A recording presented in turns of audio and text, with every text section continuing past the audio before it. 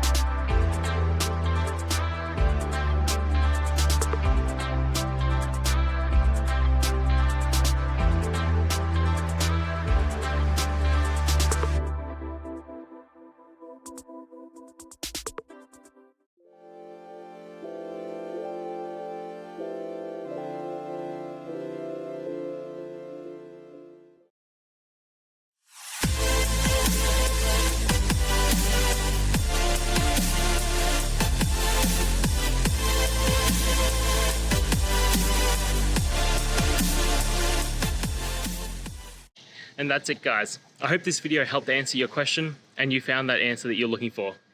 Now, please hit subscribe if it helped. I really appreciate it. And I'll see you next time on another one of these videos. Cheers.